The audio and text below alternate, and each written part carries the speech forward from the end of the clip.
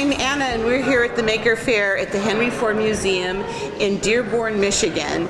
And we've been crafting for the last couple days. And Judi from Judikin's is here too, and I asked Judi to come join us. Hi, Judi. Hi, thank you so much for asking me to come here, Anna. I'm so excited, and I think she's got some great things to show us. I do. I have some wonderful jewelry to show you how you can make this. It's as simple as bottle caps, or if you want to go a little bit fancier, I have these wonderful pendants. I mean, honestly, you would never know this is stamping. It's incredible, isn't it? Beautiful. It's something that makes you just want to go out and make it yourself. Make it yourself, and it's so high-end looking. Yeah, so let me show you how you can do this. Please do. We have a few different glazes here that are really simple to use.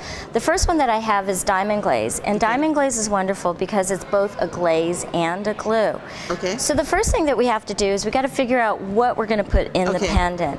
I have a rubber stamp here that I've stamped onto this card stock. And then how did you get the beautiful background? Well, the cardstock is inked with this ink called mica gloss. It's a highly pigmented mica powder in an ink, and you can see it's very reflective. Oh, it's beautiful.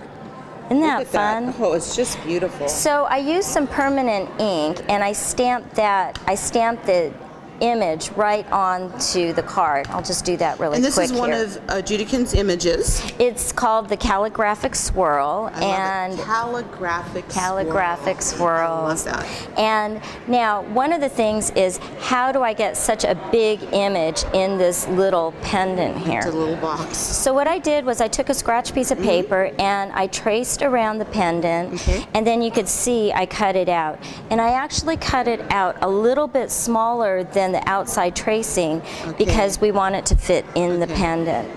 Then I took my frame and I ran it around my stamped image to see what I wanted to show. And then I need to trace that and cut it out. So you're going to take this frame and lay it over your stamped design. You just can kind of move it around because it is a larger image, whatever part of the image catches your eye. Exactly, exactly. So I kind of like this little swirl here, and actually that's kind of cool. It looks like the moon in the background. And I'm going to trace with my pencil inside that frame. And then I'm going to cut that out. So I just use my scissors and come in and just cut along the trace line. It's so beautiful, the background on that. And it's then with the black, super easy. Just really jumps out. Okay, one more little trim, I think, right there. Oh, okay. So then I need to kind of come in with my scissors like this. And you could see that then that's going to fit nicely in the frame. So it's always a challenge to get them out. Okay, here we go. Ah! Okay. Now, what you're going to do next is you're going to take a little bit of the diamond glaze. Now remember, because it's a glaze and a glue, I could actually use this to glue my design or my image down onto the back of the pendant. So you just get a nice smooth surface of the diamond glaze across the back of the image. Nice smooth surface, and then just press that down and kind of try and get all the little corners and everything. Sometimes you need to take like the point of your scissors and press that down. To get the little ends that are kind of curving up a Sometimes the design will pop up a little bit there. Then you take your diamond glaze and you just pour it right in. Now, I happen to get lucky on that one that I didn't get a lot of air bubbles because sometimes there's air in the tip. So if that's the case, what you do is you just squeeze the bottle to get the air bubbles out and keep even pressure, and then come back to your patera, and then I'll just add a little bit more here, and hopefully we don't get all those bubbles. And if you do, you can just release the pressure. Oh, you're almost sucking the bubbles back up. And then you can suck the bubbles back up. Very cool. Am I doing a good job? You're doing a beautiful job. And then I'm sorry, I took over. I was just like, that's okay. No, that's wonderful. We need teamwork here. So then, now the only little trick is that the loop kind of hangs down below the bottom of the pendant. So what I like to do is put it on something flat, like my stamp pad lid here, and then the loop hangs below it. And then now my pendant is going to lay flat to dry. So how long is it going to take the glaze to dry?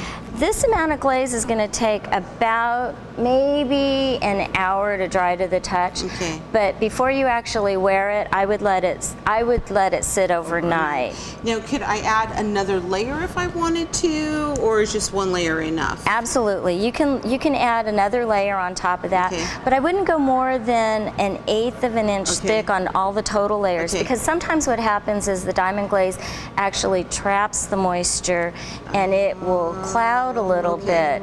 Okay, now you're going to show us how to use the gold. The Gel du Soleil. Gel du Soleil actually means, it's French, and it means frozen sun.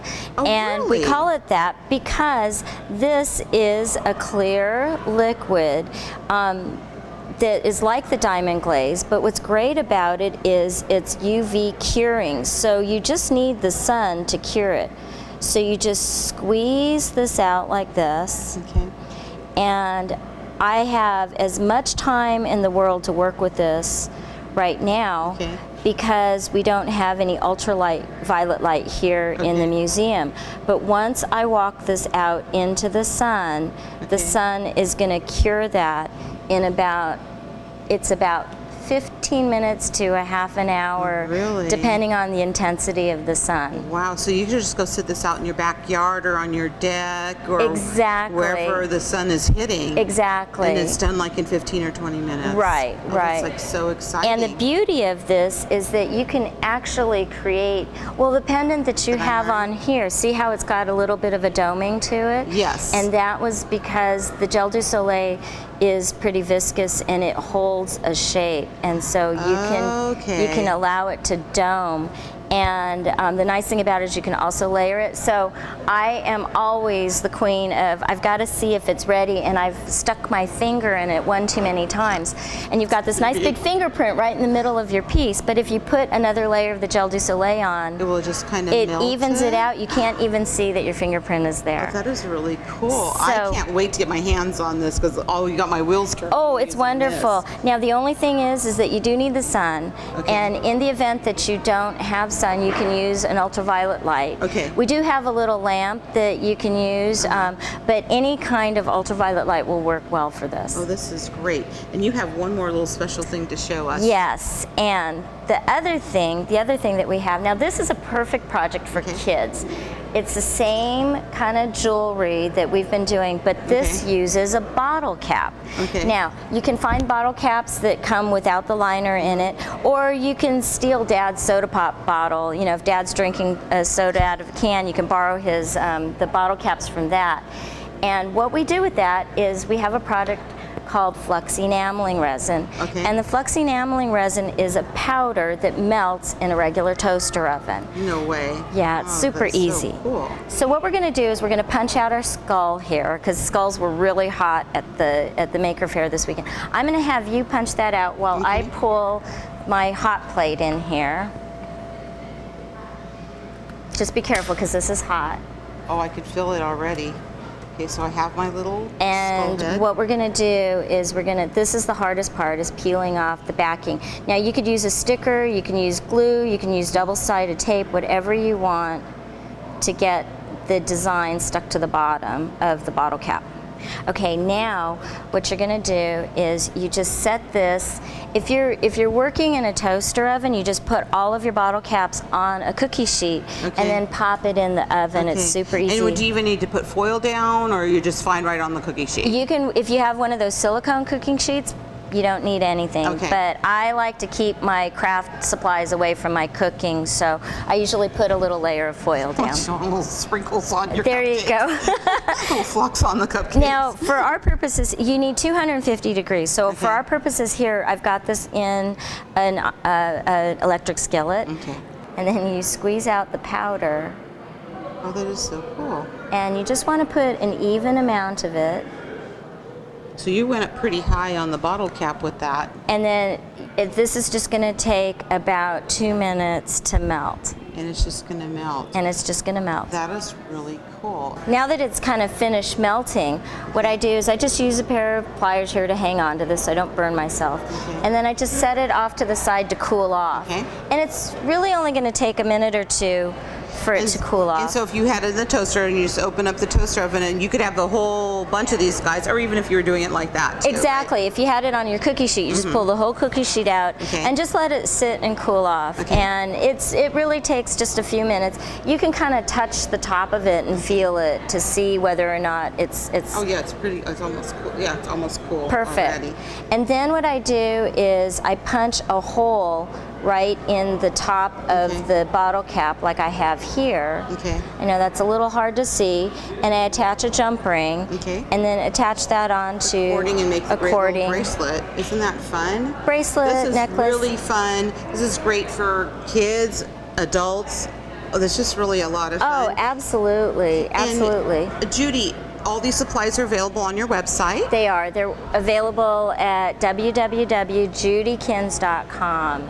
Thank you so much. This was such a fun project. You got to learn 3 great new ways to use glazes, and I'm so excited. I can't wait to get going on the jewelry because I'm so impressed with the final product. Makes you want to go out and ask everybody to drink a lot of soda pop for you, or A beer or two. In Megan's case, a Corona, so whatever. So what we say, when creativity knocks, open the door. Thanks, wonderful. Judi. You're welcome.